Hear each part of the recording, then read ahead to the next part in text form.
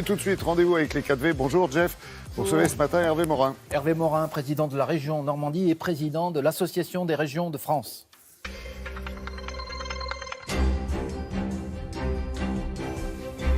Bonjour à vous Hervé Morin. Bonjour Jacques Wittenberg. Merci d'être avec nous ce matin. On l'a entendu dans le journal. La première vague de départ en vacances va être perturbée par la poursuite de la grève SNCF par deux syndicats, CGT et Sudrail.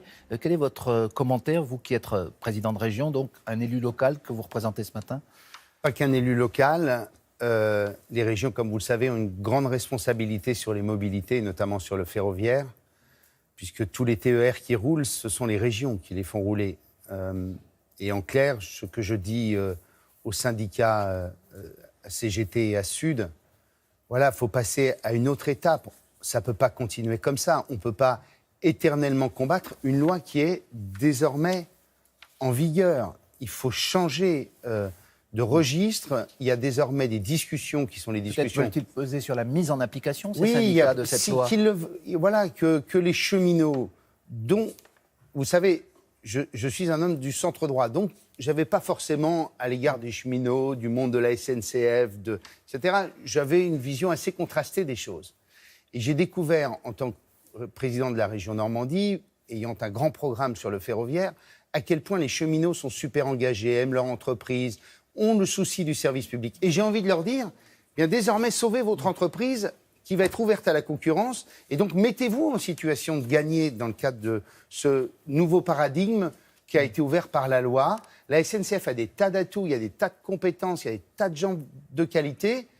Désormais, il faut arrêter ce combat et en mener un autre, qui est celui de mettre l'entreprise en situation de gagner dans un marché désormais ouvert. Ça veut dire aussi que vous applaudissez le gouvernement d'avoir été ferme jusqu'au bout sur cette loi et de n'avoir finalement rien lâché d'essentiel. Tous les présidents de région réclamaient l'ouverture à la concurrence, comme ça s'est fait dans d'autres pays européens, pour une raison simple, c'est que la qualité du service est beaucoup dégradée au sein de la SNCF, et que deuxièmement, les pays qui ont ouvert à la concurrence ont un coût du kilomètre ferroviaire qui a beaucoup baissé. Il faut que vous sachiez que sur les trains régionaux, le niveau de subvention d'un billet, c'est 75%. 75%, même sur les grandes lignes, même sur des lignes où il y a beaucoup de passagers. Et donc, si on a un service plus performant, on réduira le niveau de subvention, on permettra d'avoir une meilleure qualité de service et au bout du compte, on pourra investir dans la modernisation du matériel ferroviaire et des voies. Donc c'est un sujet, le ferroviaire, sur lequel vous étiez en phase avec le gouvernement, ce qui n'est pas le cas de la conférence des territoires qui va avoir lieu la semaine prochaine et que vous avez décidé, tout comme les départements et l'association des maires de France, présidée par François Baroin, ce rassemblement, cette réunion, vous avez décidé de la boycotter. On va rappeler pourquoi. Vous n'êtes pas d'accord avec le contrat passé avec le gouvernement. Et Jacqueline Gourault, la ministre auprès du ministre de l'Intérieur, dit que c'est une posture politique. Et elle est centriste comme vous. Hein. Oui. Vous savez, c'est une immense déception, cette histoire. On avait un président de la République qui avait eu un discours très girondin, très décentralisateur, en disant tout peut plus se décider à Paris, il faut des pouvoirs qui soient des pouvoirs de proximité, il faut changer la construction de la gouvernance publique française. Très bien. On se dit, formidable. On va avoir quelqu'un qui, enfin, va faire confiance au territoire pour régler et qui avait dit les problèmes. Aussi qu'il fallait faire des économies, c'est ce qu'il vous demande aujourd'hui. Des économies, qu'il arrête de me demander de faire des économies quand j'en fais beaucoup plus que lui. Quand les régions augmentent leurs dépenses de fonctionnement de 1%, en moyenne, l'État les augmente de 2%. Quand on regarde le niveau des déficits sur les prochaines années, les régions et les collectivités, globalement, vont être les seules à participer au désendettement de la République quand l'État va augmenter l'endettement du pays de plus de 300 milliards. Donc il y a assez d'économies, vous n'avez plus à en faire, puisque c'est ce que vous demande l'État aujourd'hui. On continue à en faire en permanence, puisqu'on a besoin d'investir. Et on sait que la clé, c'est d'être sérieux sur nos dépenses de fonctionnement. Mais, vous voyez, le sujet, c'est l'immense gâchis que ça représente.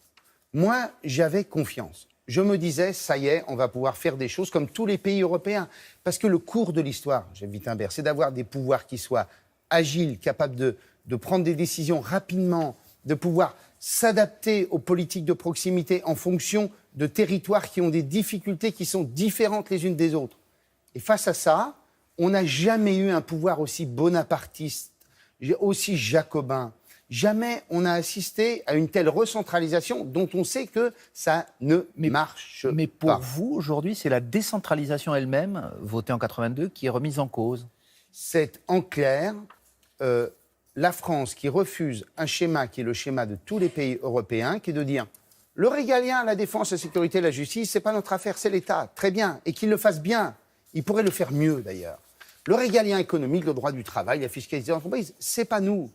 Mais en revanche, quand il s'agit du soutien aux entreprises, quand il s'agit de formation professionnelle, quand il s'agit d'apprentissage... Mais on ne va pas vous l'enlever, ça, Hervé Morin. Mais bien sûr, on a enlevé l'apprentissage. Vous vous rendez compte qu'on a confié l'apprentissage à une agence qui s'appelle France Compétences, qui va être gérée depuis Paris par le ministère du Travail. Vous allez voir le boulot. Vous êtes, vous l'avez dit, centre-droit. Le président se présente lui aussi comme un centriste. Vous êtes finalement plus sévère avec lui que vous ne l'étiez avec le pouvoir précédent, incarné par François Hollande, et qui vous a d'ailleurs permis de réunifier votre région, la Normandie.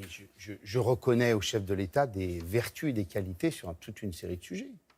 Quand il libéralise l'économie, je suis pour. Quand il restaure l'image de la France à l'étranger, je suis pour. En revanche, quand le président de la République oublie un élément fondamental de la construction de la société française que tous les philosophes ont présenté depuis des siècles, qui est l'égalitarisme, le besoin de justice et d'égalité de nos compatriotes.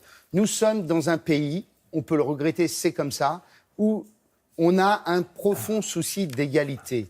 Or, le président de la République, par toute une série de gestes, de comportements, de symboles, a touché à un élément majeur du capital génétique du pays. Et ce point-là, on risque de le payer cher. Alors vous avez quand même rendu hommage à l'instant à son action à l'étranger. Je rappelle que vous étiez ministre de la Défense il y a quelques années, brièvement, hélas.